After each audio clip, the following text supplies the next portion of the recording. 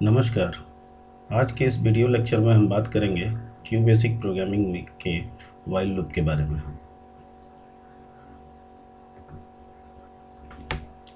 अ, जैसा कि पिछले लेक्चर में आपको फॉर लूप के बारे में बता दिया गया था कि फॉर लूप का इस्तेमाल हम तब करेंगे जब हमें प्रॉब्लम से number of repetition well known हो।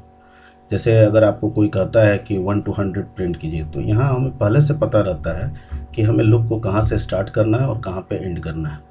जैसे कि 1 to 100 में हमें लूप को 1 से स्टार्ट करना है और 100 पे एंड करना है। ठीक है, उसी तरीके से वाइल लूप का भी इस्तेमाल करेंगे, लेकिन वाइल लूप का इस्तेमाल हम तब करते हैं जब किसी प्रॉब्लम से हमें रिपीटेशन का तो पता चलता है, पर उसके नंबर ऑफ रिपीटेशन का जनरली पता नहीं चलता है।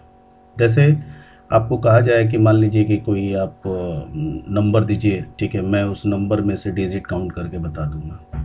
ठीक है, तो जब तक कोई नंबर देगा नहीं, मुझे पहले से नहीं पता है कि इस प्रोसेस को मुझे कितनी बार रिपीट करना है। हाँ, मुझे प्रोसेस पता है कि अगर कोई भी नंबर देगा तो मैं उसमें 10 से डिवाइड करते जाऊंगा और तब तक डिवाइड करते जाऊंगा जब तक कि भागफल, ठीक है, यानी कोसेंट जो है वो मेरा ज़ीरो ना आ जाए। मुझे सिर्फ यही पता है, पर ये प्रोसेस कितनी बार चलेगा वो मुझे नहीं पता है। भागफल या कोसेंट कब ज़ीरो हो जाएगा वो भी मुझे नहीं पता है। ठीक है, अब वाइल लूप के सिंटेक्स में जहाँ की आपको दिखाया गया है कि वाइल जो है, वाइल के साथ एक कंडीशन रहता है। ये कंडीशन भी आप ही को असाइन करना होता है और उसके अंदर स्टेटमेंट्स आप लिखते हैं। वो स्टेटमेंट्स होते हैं जिन्हें आप बार बार रिपीट करना चाहते हैं, और वाइल की जो क्लोजिंग होती है वो वेंड से होती है। अब इस पे कुछ हम लोग एग्जाम्पल्स समझने की कोशिश करते हैं, जिसमें पहला एग्जाम्पल जो है to count the digit in given numbers. ठीक है, इसमें मैंने प्रोग्राम में एक नंबर इनपुट कराया है। ठीक है, जैसा कि आपको ये स्क्रीन पर दिख रहा होगा, इनपुट एंटर नंबर n, यानी जो भी आप नंबर कीबोर्ड से देंगे वो n में स्टोर हो जाएगा। चाहे आप 1 2 3 दे या 1 2 3 4 दे या 4 2 8 दे, कुछ भी नंबर, जो भी आप नंबर इसमें देना चाहें आप उसमें इनपुट कर सकते हैं। ठीक है, अब हमने एक वेरिएबल लिया है, let c is equal to 0। ठीक है, यहाँ पे सी लेने का जो पर्पस है वो ये है कि मुझे डिजिट को काउंट करना है। मुझे डिजिट को काउंट करना है, प्रोसेस मुझे पता है, ठीक है, कि तब तक काउंट करना है जब तक कि मैं उसमें 10 से डिवाइड करते जाऊं और जो कोसेंट या भागफल है वो ज़ीरो ना आ जाए। ठीक है, और जब तक ये ज़ीरो नहीं होता है तब तक जो वेरिएबल मैं सी ले रहा हूँ, जिसकी इनिशियलाइजेशन मैंने ज़ीरो से किया है, उसे मुझे इंक्रीज़ करते जाना है। ठीक है, लूप के अंदर। तो उसके बाद आपने देखा होगा कि यहाँ पे वाइल का मैं लूप चला रहा हूँ। ठीक है, कि तब तक चलो जब तक कि n ग्रेटर देन ज़ीरो, मतलब जब तक n का वैल्यू ज़ीरो से बड़ा रहेगा ये लूप जो है रिपीट करेगा। लेकिन जब n ज़ीरो हो जाएगा तब ये लूप जो है वो रिपीट करना बंद कर देगा, क्योंकि उस समय कंडीशन फॉल्स हो जाएगा। उसके बाद मैंने जो काउंटर लिया है, यानी जो सी लिया है, ठीक है, उसे मैं एक वैल्यू से इंक्रीज़ करते जा रहा हूँ। ठीक है, वैल्यू 1 से इंक्रीज़ करते जा रहा हूँ। उसके बाद मैं n में 10 से डिवाइड कर दे रहा हूँ, और जो भी कोसेंट आ रहा है उसको दोबारा मैं n में असाइन कर रहा हूँ। यहाँ पे मैंने इंट फंक्शन का इस्तेमाल किया है, इसलिए इस्तेमाल किया है क्योंकि क्यू बेसिक में अगर आपका मान लीजिए कि n जो है वो एक ऑड नंबर है तो रिज़ल्ट जो है वो फ्रैक्शन आ जाएगा, और फ्रैक्शन के केस में हम डिजिट नहीं काउंट कर सकते। ठीक है, तो फ्रैक्शन ना आए, ठीक है, वो राउंड में रहे, वो इंटीजर में रहे, इसलिए हम लोग यहाँ पे इंट फंक्शन का इस्तेमाल कर रहे हैं। ठीक है, जब ये लूप से बाहर होगा, ठीक है, तो जितनी बार हमारा जो सी होगा वो इंक्रीज किया होगा, ठीक है, उतना टोटल डिजिट ये प्रिंट स्टेटमेंट क्या करेगा, प्रिंट कर देगा। अगर हम इसे थोड़ा समझने की कोशिश करें एक ड्रॉ के द्वारा, तो मैं इसे पेंट ब्रश में समझाने की कोशिश कर रहा हूँ। ठीक है,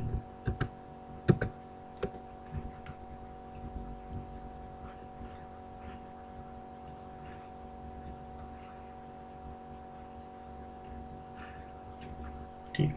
अब जैसे मान लीजिए कि आपने सपोज किया कि आपने n में एक वैल्यू आपने असाइन किया है। ठीक है, मान लीजिए 462।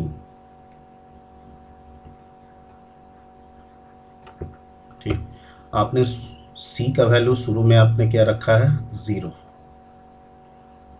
प्रोसेस क्या कह रहा है कि तब तक लूप को रिपीट करना है जब तक कि n ग्रेटर देन 0 रहे। तो n तो अभी आपका 462 है। अब मुझे करना क्या है कि जो n है, ठीक है, जो c है आपका वो इंक्रीज करते जाएगा, लेकिन साथ साथ n में मुझे 10 से डिवाइड भी करना है। तो n यानी कि आपका क्या हो जाएगा 462, और इस 462 में मैं डिवाइड करूंगा कितना से, 10 से, ठीक है। ये आपका 46 टाइम जाएगा and the result will be 460। मुझे यहाँ रिमाइंडर से कोई मतलब नहीं है, मुझे यहाँ सिर्फ कोसेंट से मतलब है। अब इस केस में हमारा जो c होगा वो क्या हो जाएगा, c जो होगा वो क्या हो जाएगा आपका c is equal to c plus one, यानी कि c का वैल्यू हो जाएगा यहाँ पे कितना 1। ओके, अब नेक्स्ट टाइम में जब लूप रिपीट करेगा तो अब मुझे क्या करना है कि जो कोसेंट है उसको वंस अगेन मैं इसको स्टोर किस में कर रहा हूँ, n में। यानी जो कोसेंट है वो अगली बार के लिए नंबर बन जाएगा, यानी n बन जाएगा, ठीक है। तो अगली बार के लिए जो n होगा वो हो जाएगा मेरा 46। अब मैं इसमें डिवाइड करता हूँ कितना से, 10 से, ठीक है। ये कितने टाइम्स गया, 4 टाइम्स। रिमाइंडर से मुझे यहाँ पे अभी कोई मतलब नहीं है, और यहाँ पे जो काउंटर हमारा बढ़ा वो कितना हो गया है, 2 हो गया, ठीक है। नेक्स्ट टाइम अभी भी कोसेंट क्या आया, 4 आया, यानी कि 0 नहीं है, तब तक प्रोसेस रिपीट होगा। अगली बार में मैं नंबर जो है वो मेरा कोसेंट यानी कि 4 हो जाएगा। अब इसमें मैं डिवाइड करूँगा 10 से। अब यहाँ तो 0 टाइम्स डिवाइड होगा, यहाँ आ जाएगा 0, ठीक है। रिमाइंडर से मुझे कोई मतलब नहीं है, और यहाँ पे मेरा c का वैल्यू जो है वो कितना हो जाएगा 3। अब जो कोसेंट है वो हमारा 0 हो चुका है, यानी कि जो अगली बार का जो n होगा वो 0 होगा, जबकि लूप जो चलना है वो तभी तक चलना है जब तक n का वैल्यू क्या रहे, 0 से बड़ा रहे। इसका मतलब कि इस केस में लूप जो है वो टर्मिनेट करेगा, और टर्मिनेट करने के बाद जो c का वैल्यू प्रिंट होगा वो क्या होगा 3। इसका मतलब है कि जो n में मैंने वैल्यू दिया था 462, उसमें टोटल नंबर ऑफ डिजिट कितने हैं, 3।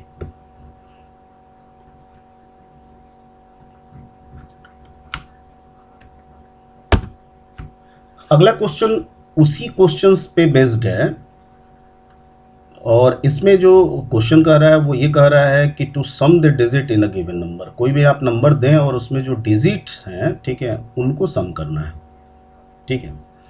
तो इसमें चूंकि डिजिट जो है वो मुझे रिमाइंडर से मिलेगा। किससे मिलेगा, रिमाइंडर यानी शेष से, जो शेषफल आता है उससे मुझे डिजिट मिलेगा। तो मुझे कोसेंट निकालने के पहले मुझे पहले शेष निकालना होगा, यानी शेषफल निकालना होगा। और शेष निकालने के लिए, ठीक है, मॉडुलस निकालने के लिए हमारे पास एक ऑपरेटर क्यू बेसिक में दिया जाता है, उसका नाम है मॉड, ठीक है। प्रोसेस पिछले एग्जाम्पल की तरह ही है, ठीक है, लेकिन इसमें काउंट ना करके हमें सम करना है। तो इसलिए मैंने जो यहाँ पे स्टेटमेंट दिया है, इंटर नंबर, मैंने नंबर आपसे लिया और एन में स्टोर कर लिया। फिर एक वेरिएबल s लिया, वहाँ पे c लिया था, वहाँ पे c इसलिए लिया था कि वो काउंट करना है, यहाँ पे s इसलिए ले रहे हैं क्योंकि आपको सम करना है। वैसे आप यहाँ पे अगर c भी ले लेते तो भी कोई प्रॉब्लम नहीं था, ठीक है। उसके बाद सेम लूप वैसे ही चलेगा, तब तक चले जब तक कि n ग्रेटर देन 0 रहे। लेकिन यहाँ पे हमें सबसे पहले डिजिट निकालना है, और डिजिट मुझे मिलेगा शेषफल से, यानी मॉड से, यानी मॉडुलस से, ठीक है। तो मैंने r is equal to n mod 10 लिखा है। इसका मतलब है कि जो नंबर है उसमें 10 से डिवाइड करेगा, और ये कोसेंट नहीं देगा बल्कि शेष देगा, ठीक है, यानी मॉड वैल्यू देगा, ठीक है। और वो मॉड वैल्यू मेरा असाइन हो जाएगा किसमें, r में। और उसके बाद जो s लिए हैं, जो शुरू में 0 रखे हैं, उसमें हम इस जो शेषफल जो आ रहा है, जो शेष वैल्यू आ रहा है, यानी जो डिजिट है, उसको मैं क्या कर दे रहा हूँ, इसके साथ जोड़ दे रहा हूँ। और फिर n में 10 से डिवाइड करके जो कोसेंट आ रहा है वो उसको वंस अगेन n बना दे रहा हूँ। इस तरह से ये प्रोसेस पिछले एग्जाम्पल की तरह तब तक चलेगा जब तक कि n का वैल्यू 0 से बड़ा रहेगा। जब 0 हो जाएगा तो प्रोसेस टर्मिनेट होगा, और s में सारे डिजिट तब तक सारे ऐड हो गए होंगे। लास्ट में मैं सम ऑफ डिजिट s को प्रिंट कर रहा हूँ। इसे भी समझने के लिए मैं वंस अगेन एक ड्राई रन दे रहा हूँ, जो पेंट ब्रश में मैं करके आपको बताने की कोशिश कर रहा हूँ। अब इस ड्राई रन में सेम चीज़ है, यहाँ पे मैं सी की जगह पे मैं s कर देता हूँ।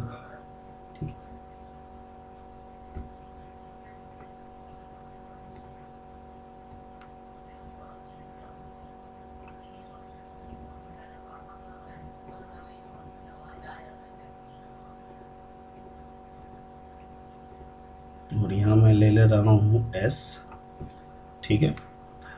अब मैं यहाँ पे क्या कर रहा हूँ कि सेम प्रोसेस है, 10 से डिवाइड करना है 46 टाइम, मान लीजिए कि नंबर आप 462 ही दे रहे हैं, तो यहाँ पे जो आपका रिमाइंडर बच रहा है r, वो कितना आएगा, 2 आएगा। आप कर क्या रहे हैं, इसे s में आपको जोड़ना है इसे, ठीक है। इसे s में क्या करना है, आपको जोड़ना है।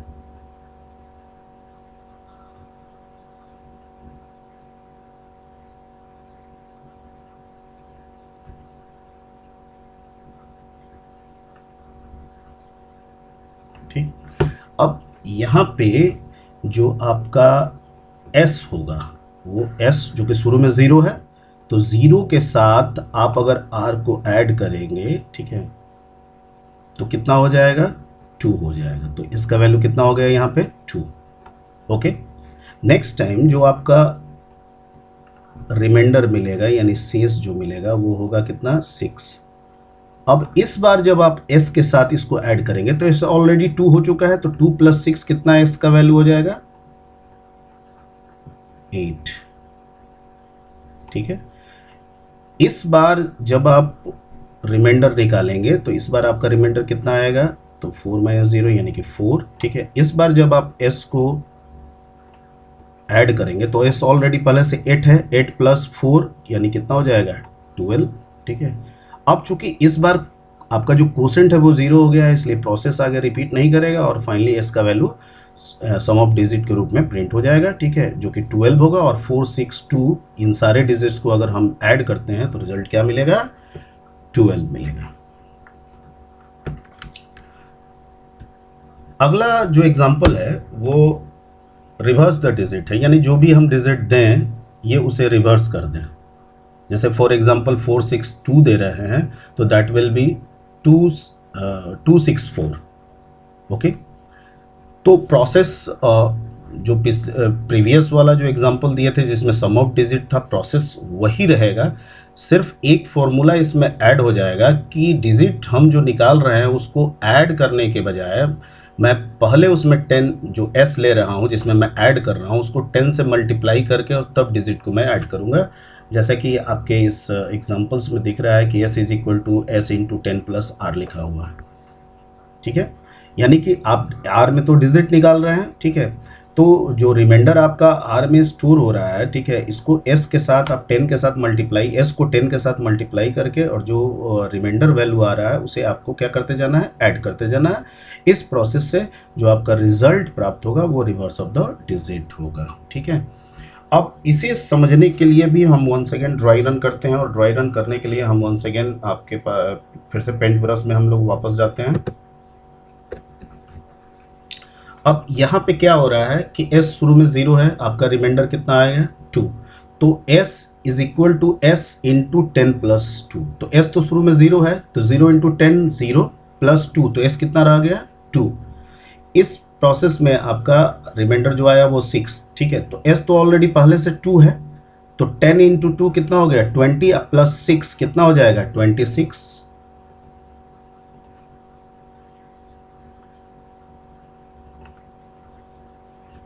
दैट इज 26, ठीक है। अब यहाँ पे आपका रिमाइंडर आया 4, तो s ऑलरेडी पहले से 26 है, तो s × 10 + r करना है हमको, तो 26 × 10 260 + 4 जो s का वैल्यू होगा वो हो जाएगा आपका 264।